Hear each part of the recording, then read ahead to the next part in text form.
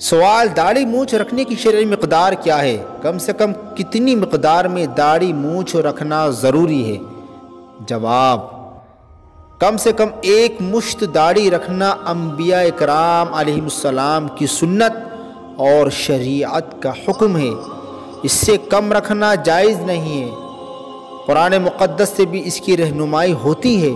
چنانچہ حضرت موسیٰ علیہ السلام نے اپنی قوم بنی اسرائیل کی رہنمائی کے لیے حضرت ہارون علیہ السلام کو اپنا جانشین بنایا اور 70 آدمیوں کو منتخب کر کے توریت شریف لینے کے لیے کوہ طور پر تشریف لے گئے۔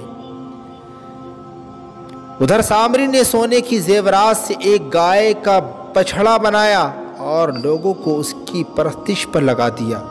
حضرت موسیٰ علیہ السلام جب 40 دن کے بعد توریت شریف لے کر واپس لوٹے اور اپنی قوم کے کچھ لوگوں کو اس بچھڑے کے پاس ناچتے گاتے شور مچاتے اور اس کی پوجا کرتے دیکھا تو آپ نے غیرت دینی اور جوش غضب میں آ کر اپنے بھائی حضرت ہارون علیہ السلام کے سر کے بال کو داہنے ہاتھ میں اور داڑھی کو بائیں ہاتھ میں پکڑ لیا تو حضرت ہارون علیہ السلام نے فرمایا: قال یا ابن ام لا تأخذ بلحیتی ولا برأسی انی خشیت ان تقول فرقت بین بنی اسرائیل ولم ترقب قولی۔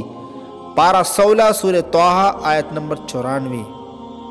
کہا: اے میرے بھائی، نہ میری داڑھی پکڑو اور نہ میرے سر کے بال، مجھے یہ ڈر ہوا تم کہو گے تم نے بنی اسرائیل میں تفرقہ ڈال دیا اور تم نے میری بات کا انتظار نہ کیا۔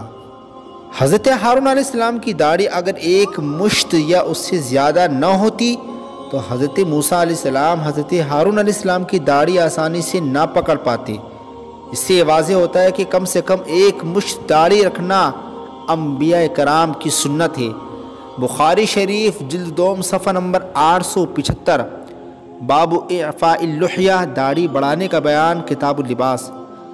حضرت عبداللہ ابن عمر رضی اللہ تعالی عنہ سے مروی ہے کہ رسول مقبول صلی اللہ علیہ وسلم نے ارشاد فرمایا: مشرکین کی مخالفت کرو، داڑھیوں کو وافر یعنی زیادہ رکھو اور مونچھوں کو پست کراؤ۔ حدیث پاک کے الفاظ سے مونچھ کو چھوٹا رکھنے کا حکم سمجھ میں آتا ہے۔ مونچھ کو بالکل صاف کر دینا یقیناً غلط ہے اور داڑھی لمبی رکھنے کی تاکید سمجھ میں آتی ہے۔ اب داڑھی کی شرعی مقدار کیا ہے؟